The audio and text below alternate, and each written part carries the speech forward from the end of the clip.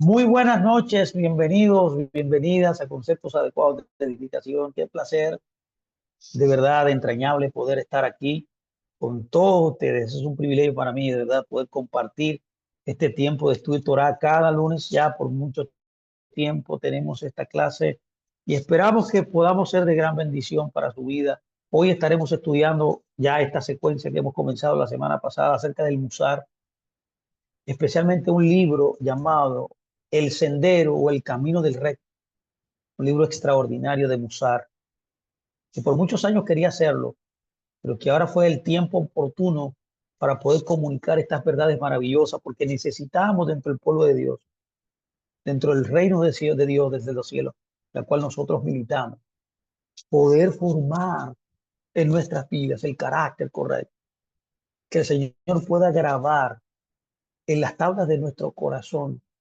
la libertad de los hijos de Dios y que esa libertad sea experimentada y vivida en cada instante, en cada circunstancia, en cada lugar en la cual nosotros nos relacionamos y vivimos. Así que hoy esta es la primera lección, el primer capítulo de este libro que tiene como nombre El deber del hombre en el mundo. Así que yo voy a dar inicio inmediatamente a comenzar a leer las partes. Esperemos poder lograr alcanzar todo lo más posible hoy y luego la clase que viene continuar, si nos lo permite el Señor, profundizando en estos principios maravillosos de Musar. Así que sea bienvenido. Te invito a que suscriba a nuestro canal, que le dé la campanita. Los videos los estamos subiendo nuevamente para que usted pueda recibir las enseñanzas que hemos impartido en todo este tiempo y que pueda ser bendecido. Suscríbase al canal, ayúdenos a proliferar este mensaje maravilloso. Agradecido con ustedes por su apoyo. Invite a alguien, mándeselo a alguien, pero sobre todo, hermano, aprenda. Estamos todos en un proceso de aprendizaje, de mejoramiento, de intercambio, de carácter, de una transformación verdadera. Estamos en una metamorfosis, por así decirlo. Y la enseñanza de la Torah es la esencia, la clave para poder ser transformados. Así que yo espero que sea usted, esto sea de gran bendición. Así que vamos a dar inicio ya al deber del hombre en el mundo. Lo primero que debo decir es que, como dice este libro, el libro dice, el fundamento de la piedad y la raíz del servicio perfecto a Dios llega a comprender, pongan mucha atención, que el hombre aclare y llegue a comprender como verdad cuál es su obligación en su mundo y hacia qué necesita, qué amerita él dirigir su mirada y su aspiración en todo lo que se afana todos los días de su vida. Esta es la primera frase, la primera parte de este libro, de esta primera lección. Yo quisiera ahora entrar en los comentarios, increíble. Hay partes puntuales que se mencionan en esta parte que he leído, que son meditadas, son aclaradas más profundamente por los sabios. Lo primero que debo notar es cuando dice la palabra aclarar la verdad. Dice uno de los comentaristas que tenemos hoy, en este caso, permítame yo decir cuál, vamos a ver si puedo. Este es el rabino Joseph Spinner. El rabino Joseph Spinner dice que aclarar representa la clarificación misma de la raíz de la piedad. Él dice que aclarar es lo más importante dentro de la piedad de un creyente. También otro comentario interesante de Miktav Me'eliyahu 1:316. Esto es un libro emblemático de Israel. Cuando habla de aclarar, dice así, sin dejar duda alguna. O sea, usted debe no tener duda alguna de la función principal que Dios le mandó a hacer, que es el fundamento de la piedad y la raíz del servicio divino, como dijimos. O sea, el hombre debe aclarar estos conceptos. Debe no dejar ninguna duda. Ni siquiera dice ni remota. En otro sentido, es llegar a entender, a comprender claramente, desmenuzadamente, inteligiblemente la verdad de Dios. Con una brillante, dice, claridad del corazón. Beirut Jalef. Y toda oscuridad y todo lo oscuro debe ser quitado, debe ser disipado para poder entrar entonces a entender todo este concepto de servir a Dios, todo este concepto de la raíz del servicio, todo esto del fundamento, la fundación de la piedad. ¿Qué debe hacer el hombre para entender entonces el fundamento de la piedad, la raíz del servicio? Dicen los comentaristas. Bueno, clarificar la raíz misma de la piedad. ¿De qué trata este tema? ¿De qué trata este atributo intrínseco, fundamental, la cual puede decirse que todos los otros atributos están dentro de este atributo? La piedad es como si fuera lo general, el caparazón, es la totalidad donde se envuelven las otras perfecciones humanas que uno debe aclarar, o sea, no dejar duda de ella, no tener duda, ni una duda remota, llegar a comprender a su cabalidad la verdad, esta verdad de servir a Dios y del fundamento de la verdad. Ahora bien, dice también la frase que leímos, esta primera parte dice, para un hombre. O sea, la clave es ser dirigida a nosotros. En otras palabras, está afirmando que es imposible para uno que está en el nivel, no está, no debemos vivir o estar en el nivel de un animal. Por eso dice para un hombre. Para un hombre, porque el hombre es el único ser humano, el único ser de la creación, perdón, que puede aclarar las cosas, que tiene raciocinio, que puede indagar en la verdad, que puede profundizar en eso. Note por favor también otro comentario que dice en su mundo. Para un hombre, para el hombre en su mundo. No en el mundo, ponga atención, en su mundo propio, personal, para insinuar lo que escribió al final del libro, es decir, que cada persona necesita adaptarse según a su propia situación y circunstancias particulares. Entonces, que la definición aquí, o sea, la puntualización, no es en el mundo, en el cosmos que vivimos, sino que tiene que ver en nuestro propio mundo, en nuestra vida, en nuestras circunstancias, en nuestras situaciones.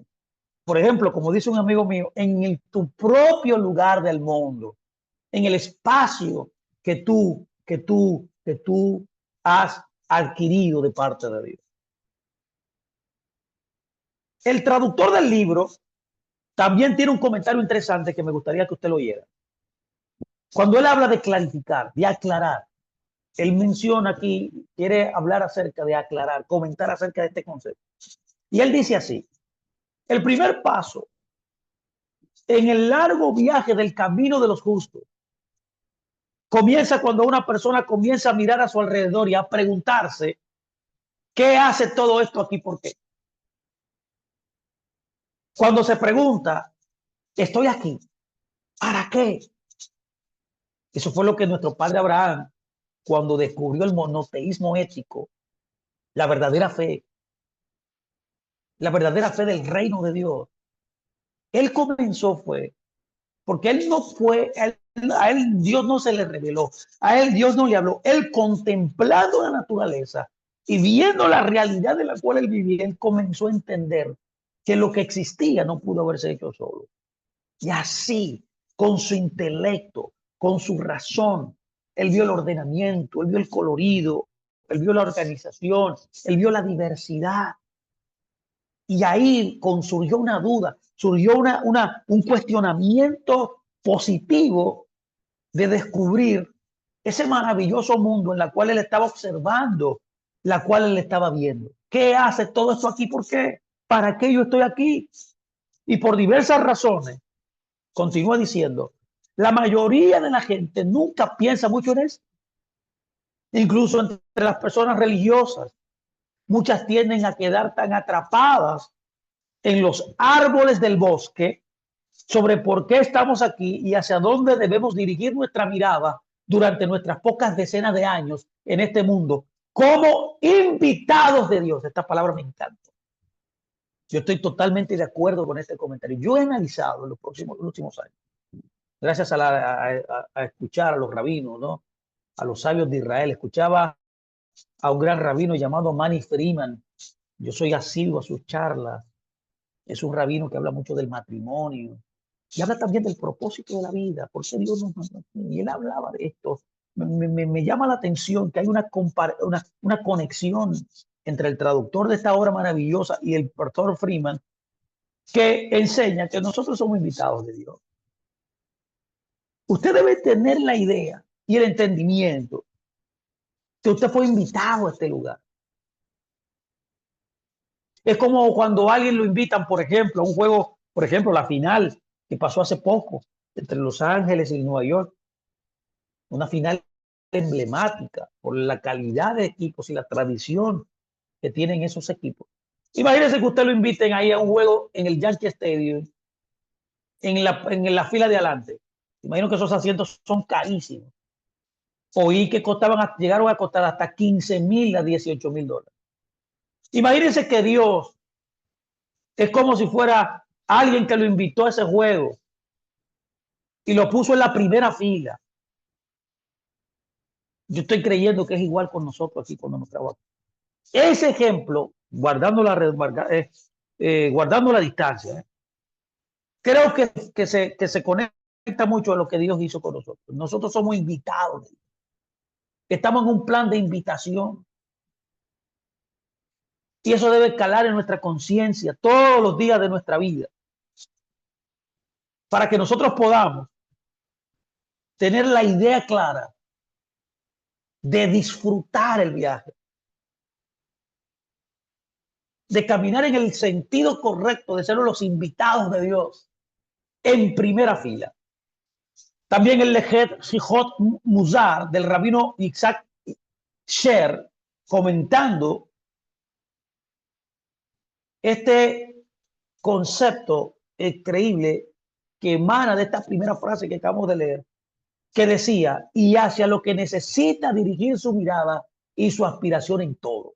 ¿Qué dice él acerca de esto? Mire, él quiere decir con esto, él piensa que quiere decir esto, que uno tiene un punto de propósito. Oye, qué bien, he hablado tanto de esto. Bueno, en la clase pasada definimos brevemente propósito. Mire qué tremendo que aquí, este rabino, en este libro emblemático de Musar también, menciona que esto significa que uno tiene un punto de propósito en todas las acciones que realiza a lo largo de su vida. El sabio nos está enseñando un principio importante, dice, porque él no escribió el fundamento del servicio a Dios, y es que uno sepa lo que les corresponde hacer y trabajar en todos los días. Esto sería una charla sola hoy, hablar solamente de mis deberes, de lo que me mandaron a hacer. Mi amado, tenemos que tener esto claro. Usted tiene que cumplir las obligaciones que te debe tener, que Dios le planteó cuando lo trajo aquí. Este es el fundamento del servicio. Saber qué te corresponde hacer y trabajar arduamente todos los días de tu vida en esa labor, en ese llamado que Dios te dio. Y pregunta, ¿lo hacemos? Ahora bien, él sigue diciendo, más bien escribió que la base es aclarar y establecer la meta de la vida y la aspiración en ella. Porque de acuerdo con este establecimiento, uno alinea todos sus actos y todos sus esfuerzos. Y después de que haya establecido la meta en su corazón, aclarado la meta en su corazón, el lugar donde vamos a llegar, el lugar donde vamos a abarcar, ¿cómo se llama? A hacer puerto, el lugar, nuestro destino. Cuando nosotros hayamos establecido esto en nuestro corazón y también lleguemos a darnos cuenta de la verdad absoluta, completamente resuelta, a seguirla, entonces, por sí sola, todas sus obras, o sea, la obra del creyente, la persona en su propio mundo, que aclara estas cosas, estarán alineadas a este propósito. En otras palabras, en mis palabras, déjame yo tratar de tratar esto en mis palabras. Yo creo que aquí está diciendo que antes de que usted pueda poder cumplir el propósito por el cual usted está aquí,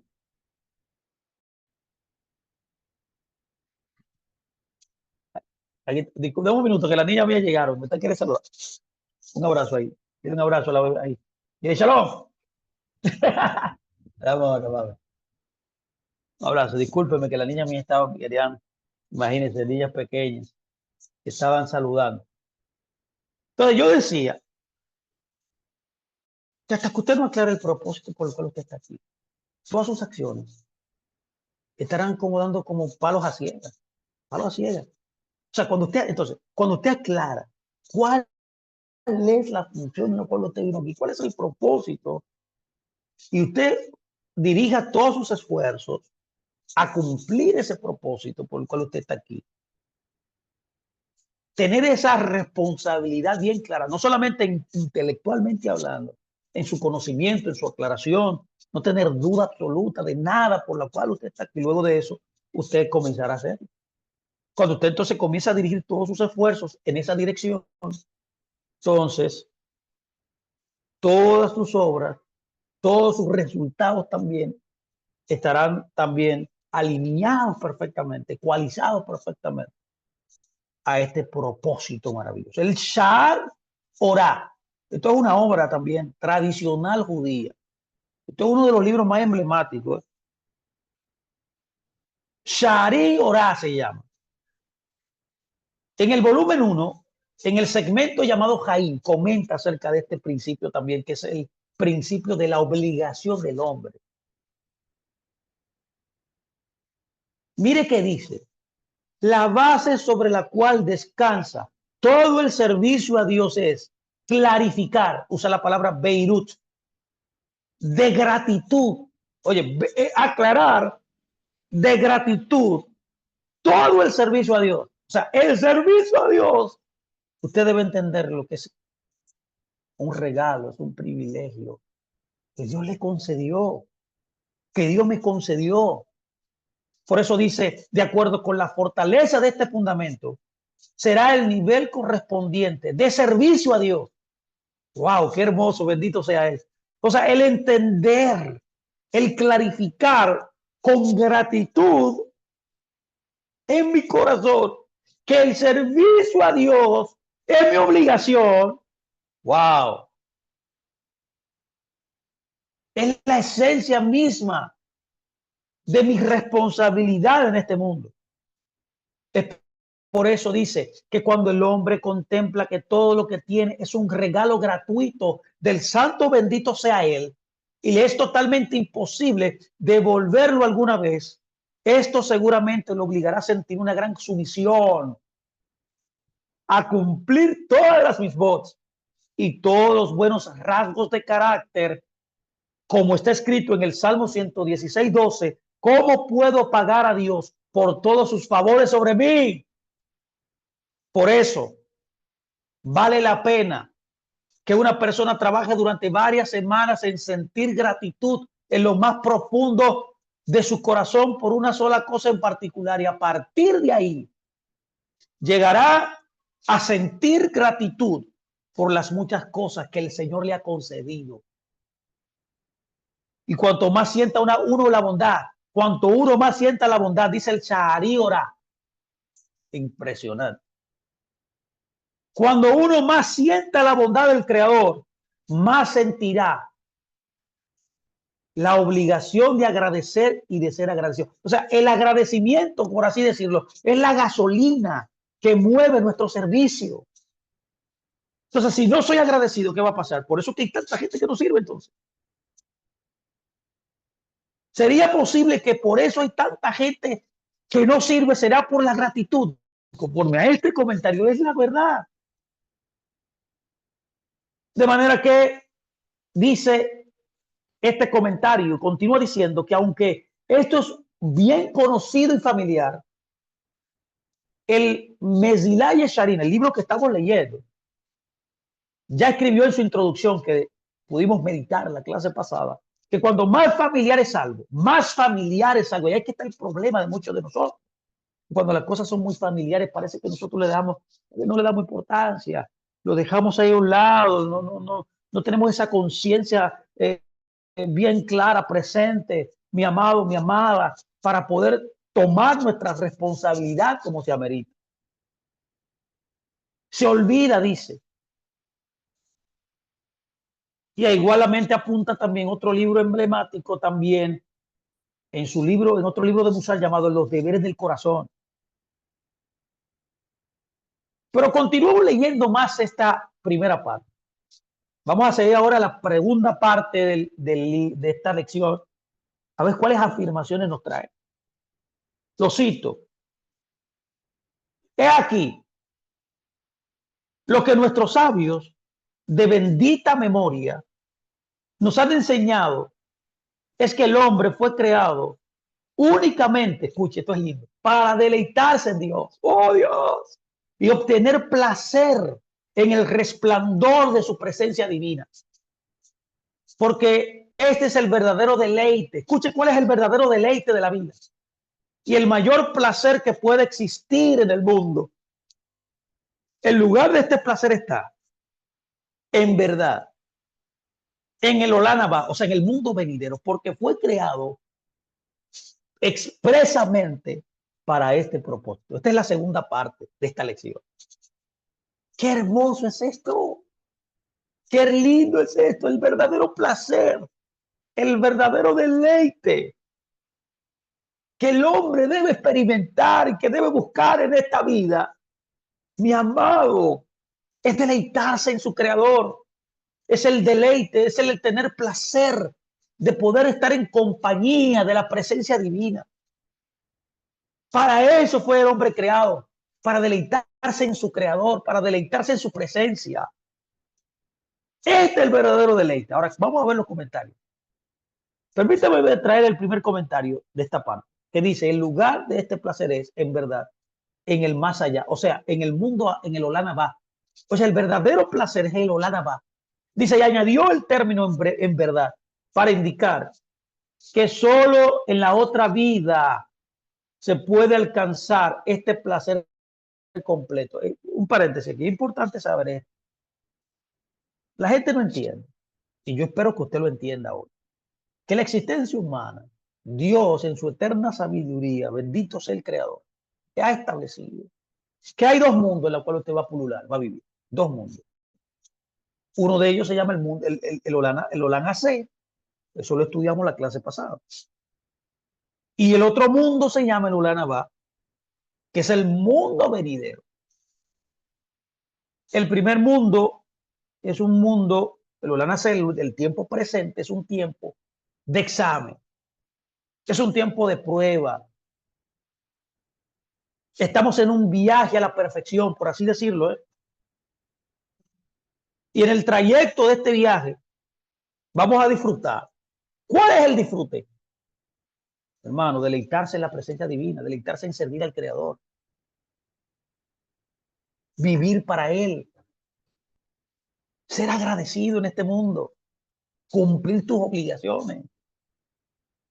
Por tanto, luego entonces que hagamos este ejercicio, luego entonces traspasaremos al otro mundo, transicionaremos al mundo por venir, donde realmente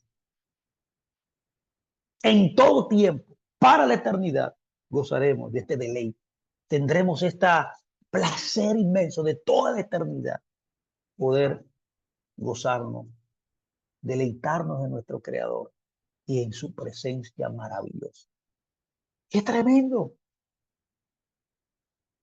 Por eso dice, para indicar que solo en esta otra vida se puede alcanzar este placer completamente. en verdaderamente perfectamente, sin ninguna deficiencia. Pero esta luz brilla también sobre un hombre en este mundo. Entonces, que en ambos mundos usted puede deleitarse también, pero que en el mundo Molana Baera será el gozo pleno, definitivo, sin deficiencia, sin perfección, que este mundo alberga. Y de acuerdo, dice, con el grado de apego, con la forma, el grado, el nivel de apegamiento, de conexión a Dios que alcanza a través de su servicio en la Torah. Usted vio que el servicio de la Torah, el hacer los mandamientos de Dios, en obedecer su palabra, en obedecer las mitzvot, en la resistencia de las pruebas que enfrentamos, es donde nosotros podemos alcanzar el mayor nivel de apego, dice este comentario. Continuamos leyendo la tercera parte de esta lección de hoy. Nuestro deber en el mundo. Mire qué dice. Pero el camino para llegar a nuestro refugio deseado, ya vimos que es el Olana va. Pero el camino para poder llegar a ese gozo definitivo, a esa paz, sobrepasa sobre todo entendimiento eternamente, ese placer, ese gozo eterno, completo, sin deficiencia, que es el Olana va, que es el verdadero premio, la recompensa del creyente, amado, es este mundo. No podemos, en otras palabras, desasociarnos del primer nivel, por así decirlo, de este mundo, el Olana C. Es en el Olana C que podemos nosotros transicionar a esa experiencia eterna que estamos todos nosotros destinados. Por eso dice, pero el camino para llegar a nuestro refugio deseado es este mundo. Esto es lo que dijeron nuestros sabios de bendita memoria, y ahí cita el tratado Pirkei Avot 4:16 que dice, este mundo es como un corredor, ponga atención aquí esta palabra, ante el mundo venidero. O sea, el mundo presente es un corredor. Antes es la antesala, el Eijal, por ejemplo, al mundo venidero. Continúa diciendo esta parte, los medios que llevan a una persona a esta meta son los mandamientos que el bendito Dios nos ordenó. El lugar de cumplimiento de estos mandamientos es únicamente este mundo. En otras palabras, los ángeles no cumplen mis votos como tú y yo. Solo nosotros en nuestro mundo, en este mundo, de los mundos que él creó, es que somos capaces de guardar Torah, de guardar los mandamientos de Dios. O sea, él dice, el lugar de cumplimiento de estos mandamientos es únicamente este mundo. Por lo tanto, el hombre fue colocado primero en este mundo para que a través de estos medios preparados aquí para él, pueda llegar al lugar preparado para él, es decir, el mundo venidero. O sea, en otras palabras, haciendo un paréntesis aquí, es que aquí hay todas las herramientas, usted tiene todas las herramientas, mi amado, para poder transicionar ese mundo. Nadie podrá decir, no pude, no lo logré, nadie me habló, nadie me informó, nunca obtuve información. No podrá tener excusas. En otras palabras, Dios nos ha dado, dice este libro, los medios. Él preparó la posibilidad, inclusive la menos remota, para que usted pueda llegar a prepararse para poder arribar a su verdadero destino. Para así saciarse, dice allí, del bien que adquirió a través de estos medios, de este mundo.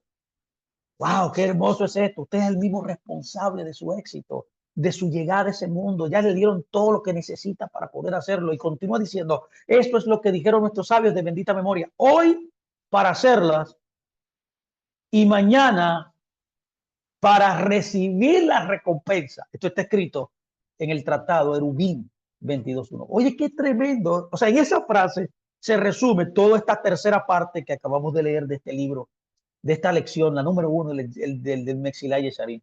¡Qué hermoso! En otras palabras, lo que usted haga aquí es lo que usted llevará al otro mundo. Lo que usted haya logrado aquí en este tiempo presente, todo el esfuerzo que usted ha puesto en obedecer los mandamientos, es lo que usted está edificando en el otro lugar. De la misma manera como usted actúe aquí, es lo que recibirá en el otro mundo. Mire qué dicen los comentarios. Vayamos al comentario, hay un solo comentario aquí que dice, que comenta que cuando dice, este mundo es como un corredor. Qué lindo. Note bien, el mundo es un pasillo. El mundo es el interfase. O sea, el mundo presente es el interfase, es lo que conecta, es el corredor, es la antesala al otro mundo. Ahora vamos a ver qué dice. Dice, lo que cada persona debe fijarse como meta en la vida es la cercanía a Dios. Qué hermoso. La meta del ser humano es la cercanía al Creador. Porque la cercanía al Creador es el único bien que existe. El camino para alcanzar esto es que el único objetivo de cada acción que uno realiza sea alcanzar la cercanía al Creador. Y la manera de progresar en el camino, la manera de lograr este fin maravilloso, son las misbots, que nos acercan, mientras que las concupiscencias, los deseos, el yetzer hará, nos alejan. Esto dice, qué hermoso.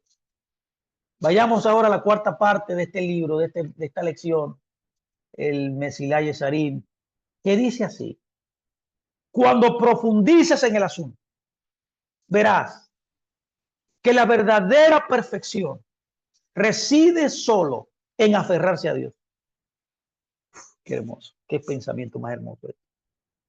Esto es lo que dijo el rey David cuando dijo en el Salmo 73:28. Pero en cuanto a mí, la cercanía a Dios es mi bien. ¿Cuánta gente que el bienestar de ellos es una casa, es un viaje, es una buena comida, es un hombre, una mujer, un trabajo? Aquel Yesilay Yexarí nos dice que el verdadero placer de la vida, la verdadera perfección a perseguir en este mundo, el verdadero deleite, el verdadero gozo que tú y yo debemos vivir en este mundo, experimentar, es aferrarnos al Creador. Como dijo David en el Salmos 27:4 también, que dijo, una cosa le pedí a Dios. Le pido a Dios que nos ayude a pensar así, que ponga en nuestro corazón el deseo de David. Una cosa le pedí a Dios, que busco. Entonces, que orar debe estar unido a buscar también. A orar, pero buscar. O sea, orar y moverse. Accionar en la oración.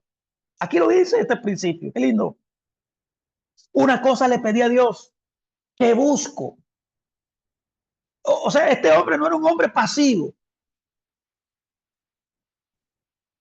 No, porque muchos todavía piensan que orar es suficiente.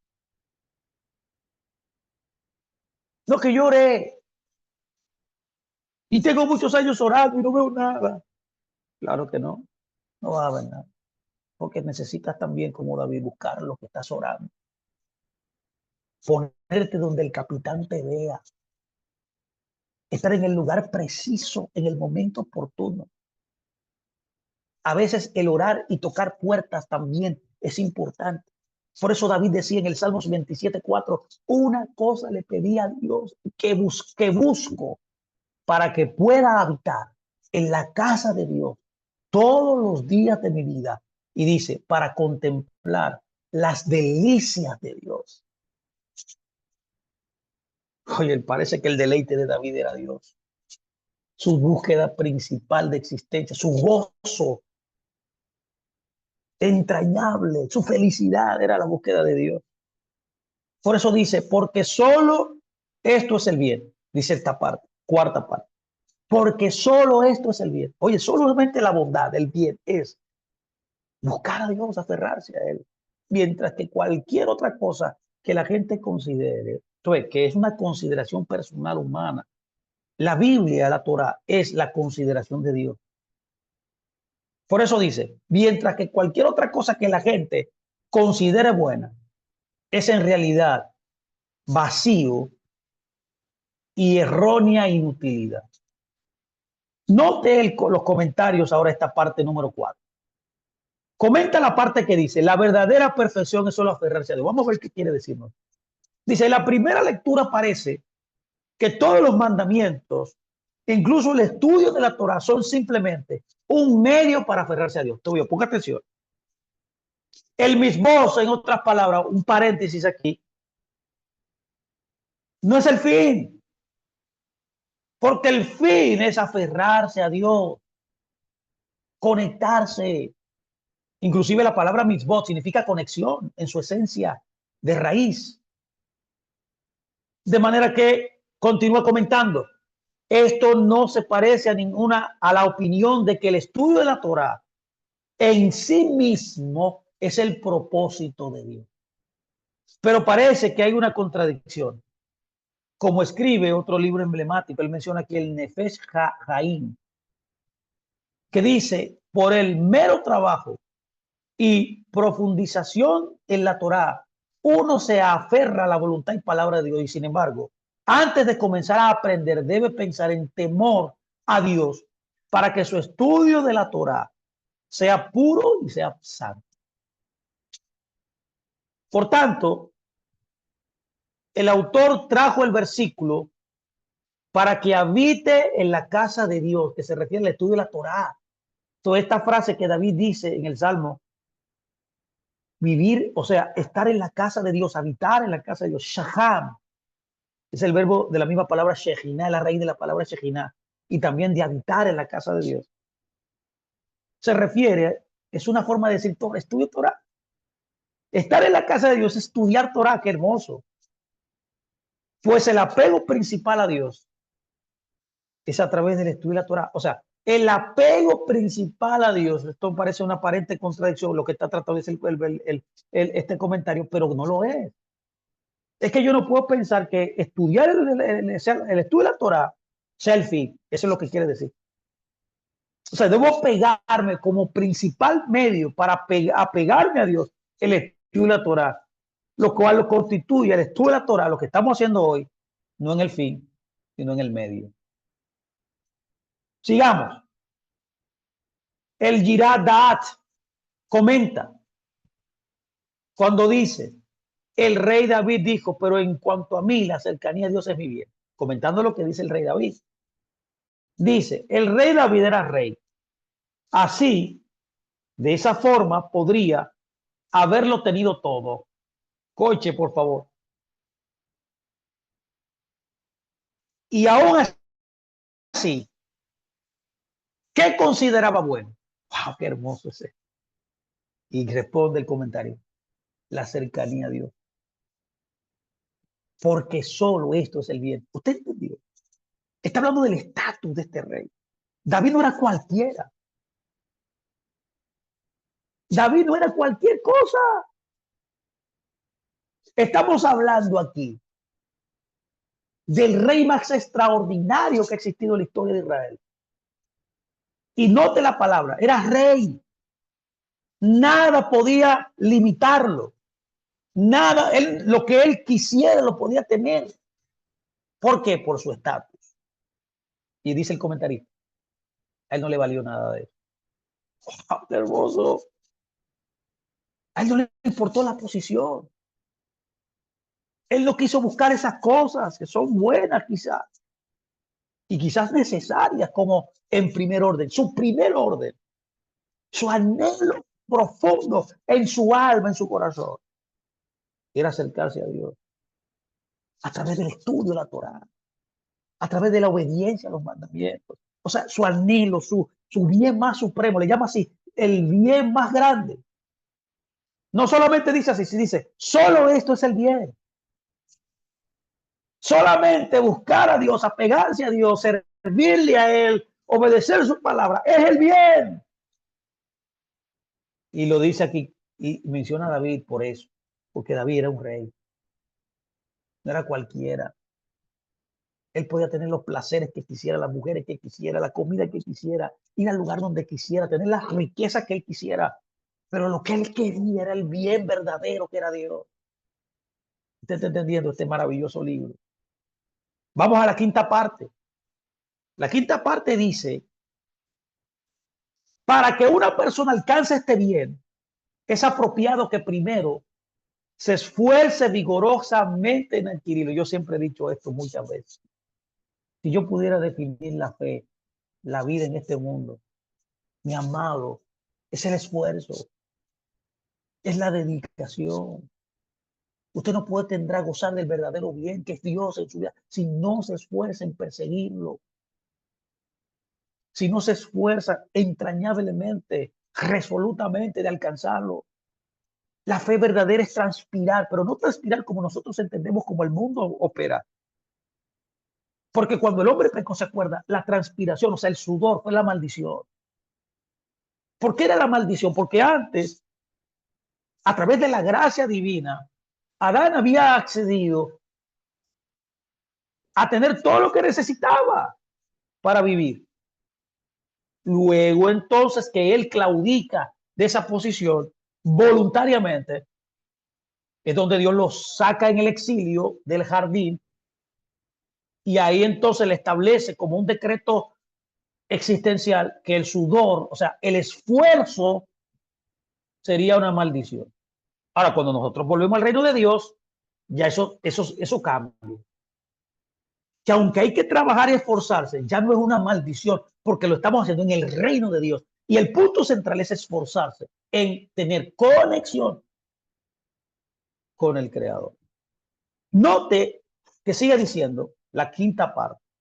Voy a repetirlo de nuevo. Para que una persona alcance este bien, la gracia a Dios, es apropiado que primero se esfuerce vigorosamente en adquirirlo.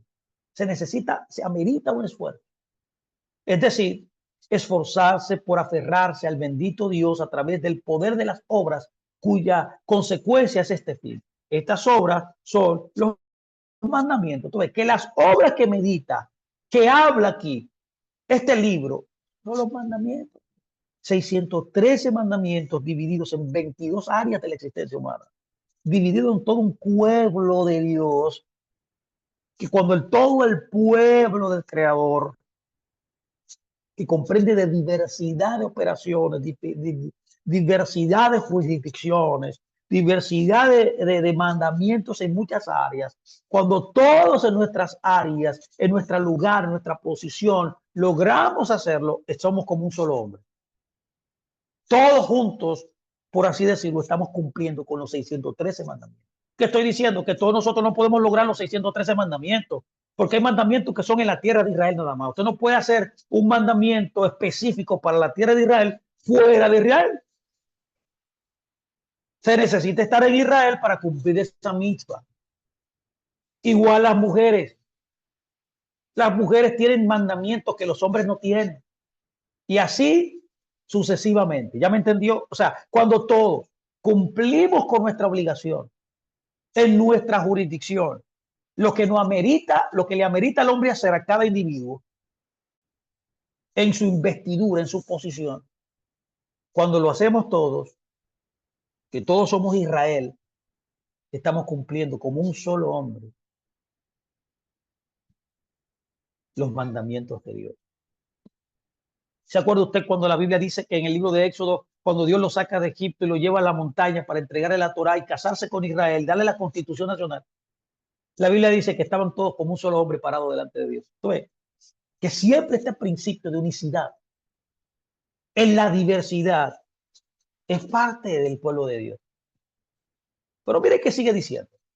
El santo bendito sea ha puesto al hombre en un lugar donde los factores que lo distancian del santo bendito son numerosos. Escuche bien. Dios puso elementos que te distancian de él en este mundo presente que nos encontramos. Es una verdad. Ponga atención, por favor, lo que establece este libro. Que el que ocasionó esto, el que motivó esto, el que gerenció esto, fue Dios. No el mal, no el diablo, no los demonios, Dios. Esto es una verdad tremenda que muchas veces hemos nosotros predicado. A mucha gente no le parece estas cosas porque todavía no entienden la realidad. El santo bendito sea controla el mundo. Él fue que colocó como el fin principal, el deleite más grande que no se muera. Ahora, en el proceso también, él estableció distanciamientos, elementos que nos distancian, elementos que nos separan de él. Y dice que somos numerosos, dice este libro. Ahora, ¿por qué? Vamos a seguir leyendo. Ponga atención, dice, estos son, o sea, estos obstáculos, estos handicaps, esta especie de Egipto espiritual, que Egipto significa traba. Traba puede ser económica, conyugal, puede ser mental, física, traba, un impedimento, una interrupción. Entonces, ¿qué estoy diciendo? Lo que dice el libro, que son muchas. Ahora él la define. Continúo diciendo, continúo leyendo. Estos son, o sea, estos obstáculos son los deseos físicos. Entonces el deseo es la clave. Que si uno se deja llevar de ello, uy, qué lindo es esto. Aquí se aleja y se aleja y se aleja, dice, cada vez más del verdadero bien. ¿Qué separa al hombre, según lo que dice este libro? De Dios. Que Dios lo estableció así en nosotros, los deseos. Bueno, yo decía en una porción el otro día, estaba comentando un Shabbat, que la clave de todo era nosotros poder entregar nuestra voluntad y aceptar y enyugarnos a la voluntad de Dios. Si vences el deseo, lo que quieres, el hedonismo, la sensualidad, la codicia, esos son los deseos. Como cuando Eva dijo, cuando Eva, la Torá nos dice que vio agradable el fruto prohibido. Pues el deseo le parió cuando ella comenzó a verlo, observarlo, y eso parió un deseo y ella se dejó llevar. Esos son los obstáculos, los deseos físicos, valga la redundancia, que nos distancian del santo bendito. Bueno, me parece que Santiago lo dice también. Santiago dice esto, si no me equivoco, lo dice en el primer capítulo, que cuando el deseo nace, es atraído, el pecado está a la puerta. Engendra, activa el pecado. Si podemos entonces vencer el deseo, podemos acercarnos a Dios. Ese es mi punto de vista, lo que estoy aprendiendo aquí. Vamos entonces a ver los comentarios de la parte número 5 que estamos leyendo. Comenta uno de estos comentaristas, dice distanciarlo. Este concepto de distanciarlo. Vamos a ver. Esos son los factores, ¿se acuerda? Que nos distancian de Dios. Él dice de que distanciarlo. Es decir, que él dice que nos distancian activamente de Dios. O sea, los deseos. Nos distancian del camino de Dios, dice. Y el autor escribe, si una persona permite que lo físico prevalezca, bajará su cuerpo y también su alma junto con él. Tal persona no será apta de la shelemut, o sea, de la perfección, y será desterrado de ella. Dios no lo quiera. Eso dice el comentarista. O sea, los deseos nos separan activamente de Dios. Pregunto, ¿qué deseos te están distanciando de Dios? ¿Qué emoción te tiene a ti? ¿Qué búsqueda de placer? ¿Qué búsqueda de tu satisfacer tus deseos te está alejando de Dios? Eso es lo que te ha alejado de Dios. Comenta también la parte que dice, estas son las concupiscencias físicas, o sea, los deseos físicos. Y dice, llevan a uno a la dirección opuesta, al verdadero bien, como hemos dicho, de aferrarse a Dios. Los deseos son tus enemigos, en otras palabras. Tu verdadero enemigo no está fuera de ti, no está lejos de ti. Tu verdadero enemigo está dentro. Son los deseos, las emociones que batallan contra tu alma, contra tu mundo espiritual, contra tu ser espiritual. Desapegarse, ignorar estos deseos por la palabra de Dios es la clave. Por los mandamientos de Dios es la clave. Esa es la clave de aferrarse. Es una elección. O me aferro a mi deseo o me aferro al deseo de Dios. Por eso, permítame ahora entrar en la sexta parte de esta primera lección, que dice así, la cito. Por tanto, vemos que el hombre se encuentra verdaderamente en medio de un campo de batalla furiosa. Esto es lo que yo, un paréntesis, aquí es lo que yo siempre digo. Por muchos años yo estaba confundido aquí. Porque la ignorancia es una montaña que todos debemos escalar. Para que pueda brillar la luz de Dios y que podamos entenderlo claramente, cómo Él es y cómo Él se comunica y cómo los conceptos que Él quiere arraigarnos en nuestra mente. Debemos menos sincerarnos y arrepentirnos. Yo era parte de este movimiento de liberación. Y hacíamos rituales, entramos sal y aceite y vino y siempre un espectáculo, tratando de liberar a la gente, y la gente volvía a los mismos círculos, el mismo círculo vicioso. Peor venía todavía. Y aunque nos hacía sentir bien, porque nosotros veíamos que esa gente caía al piso y supuestamente endemoniada y era liberada de sus demonios que tenían. Cuando volvían al otro día o la semana, estaban peor. Entonces yo entendiendo, meditando en estas cosas y dejándome llevar y guiar de la palabra. Mire ahora cómo este hombre resalta estas cosas, que es la verdadera batalla que nosotros tenemos.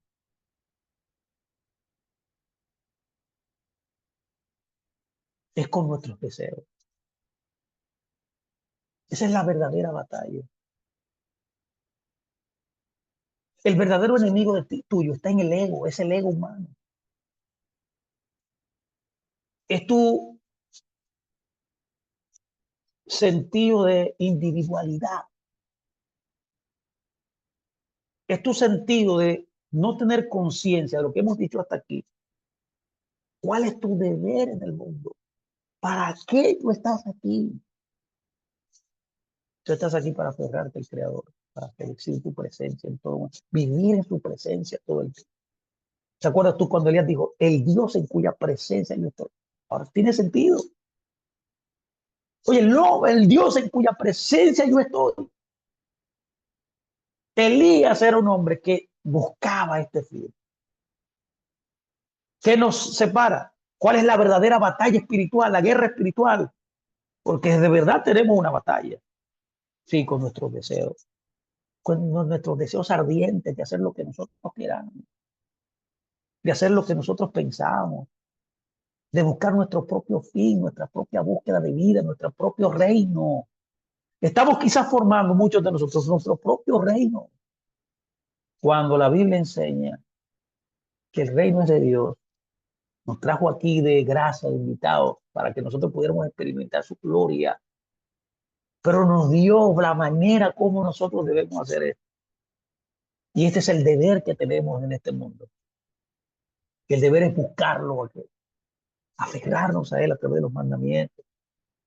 En este mundo adverso, en este mundo difícil, en este mundo contradictorio, al fin último que experimentaremos en el otro mundo cuando seamos trasladados allá, pero que comienza aquí, venciendo nuestros propios deseos. Esa es la batalla casada por Dios. Porque todas las cosas de este mundo, continúa diciendo, ya sean buenas o malas, son pruebas para el hombre. Oye, ¿qué dice este libro? Pobreza de un lado versus riqueza del otro. Y esto es como lo dijo Salomón en Proverbios 39. No sea que me sacie y te niegue y diga, ¿quién es Elohim? O sea, pobre y robe. Tranquilidad por un lado versus sufrimiento por el otro. Esto es lo que es este mundo. Hasta que la batalla se libra contra él por delante y por detrás. Esta es la sexta parte. Cuántos principios impresionantes, dice esto. Yo lo tenía claro desde hace mucho tiempo. Yo estaba predicando estas cosas, hermano, mucho tiempo. Yo he enseñado muchas veces que tanto la riqueza y la pobreza son pruebas. Mire qué dice este libro. Y la idea es que aunque usted sea rico o pobre, no importando su riqueza, no importando su pobreza, usted debe seguir a amar a Dios, usted debe obedecerle. Usted debe obedecer sus mandamientos. Por eso se necesita aclarar por qué tú estás aquí.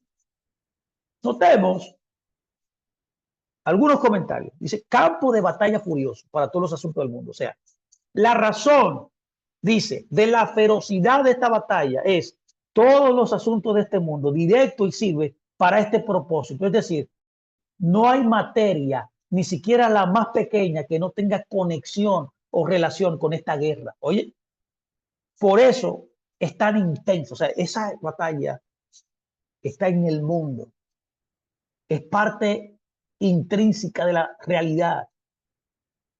Y dice también, comentando, delantero y trasero, frente, se refiere, el de lo delante, o sea, el frente se refiere a la prueba que es evidente. O sea, muchos de nosotros experimentamos pruebas evidentes cada día, situaciones adversas cada día, como la pobreza. Por eso menciona la pobreza y dice, como, y mientras por atrás se refiere a una prueba que no es tan aparente y se esconde detrás de él la prueba de la riqueza. Es también incluye la prueba antes y después de una acción. La prueba antes de una acción. Yo le he dicho muchas veces a ustedes que usted tiene que pensar lo que usted va a hacer y pensar lo que va a decir antes de hablar y de accionar. ¿Cuál es la clave de hablar correctamente y de accionar correctamente? El pensamiento. Tú ves. Por eso dice, esto también incluye la prueba antes y después de una acción. Si hay un ejemplo, dice, este comentarista dice, volverse altivo. De manera que necesitamos revalorizar, concientizar. Número uno, que tenemos pruebas que son muy evidentes, muy claras, muy puntuales, pero hay otras que están ahí detrás que no son tan evidentes, pero siguen siendo pruebas. Siguen siendo pruebas. La de frente es la pobreza, dice el texto, y la de que está un poco agazapada es la prueba de la riqueza. Note, por favor, cómo utiliza esto puntualmente este comentarista, los conceptos de prueba. Tanto la pobreza como la riqueza son pruebas. Ahora, ¿qué hacemos antes? ¿Qué hacemos después de esto? ¿Cómo enfrento esa prueba? Y lo he hablado muchas veces. ¿Cómo lo enfrento? ¿Cuál es mi actitud?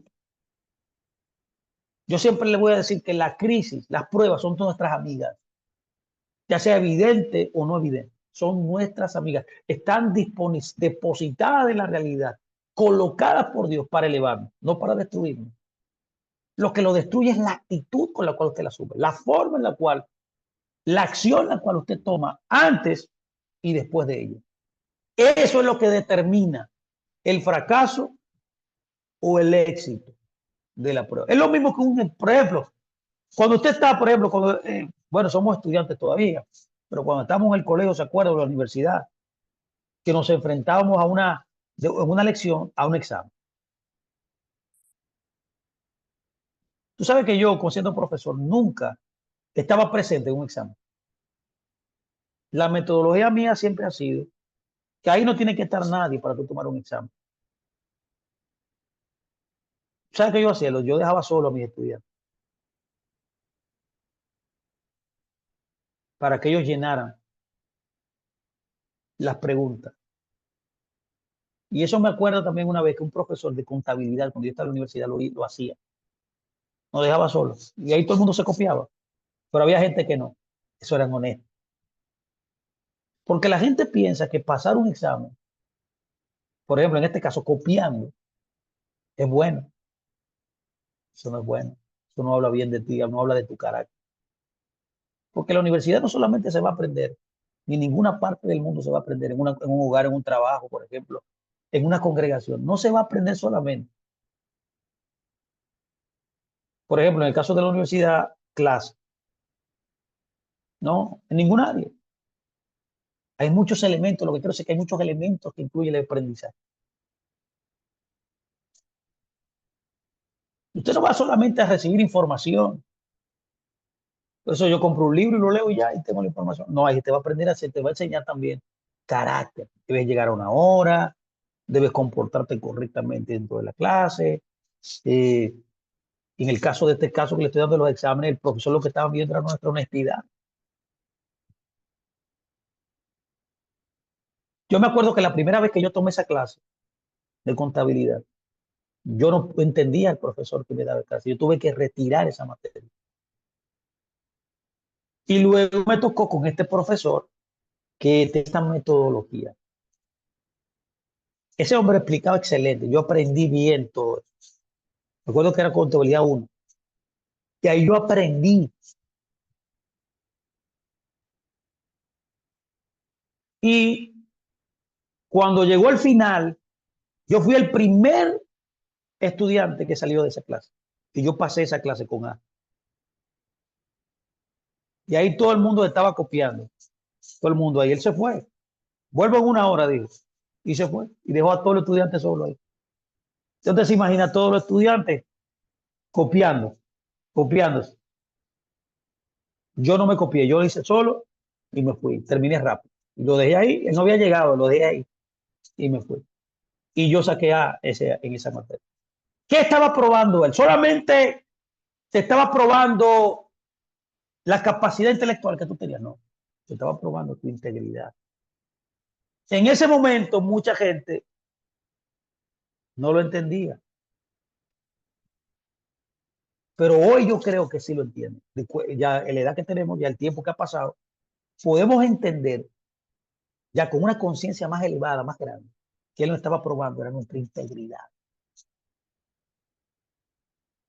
Nos estaba formando como profesionales, no solamente intelectualmente, sino en nuestros rasgos de carácter de un profesional y de un hombre cabal. Yo quiero dejarlo hasta aquí.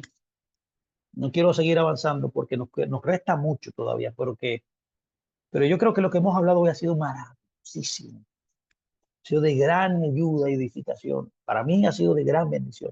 Y yo espero que para usted también, mi amado. Yo espero que este tiempo, esta lección maravillosa que comenzamos, y vamos a continuar la clase que viene. Vamos a dar donde lo dejamos y vamos a continuar. De la primera lección, comenzamos la primera lección. El deber del hombre en el mundo. Qué hermoso es esto. Y yo espero que le haya bendecido. Voy a dejar hasta aquí. Entramos en un tiempo de preguntas y comentarios. Y yo creo que van a venir muchas preguntas. Así que nos despedimos. Un abrazo.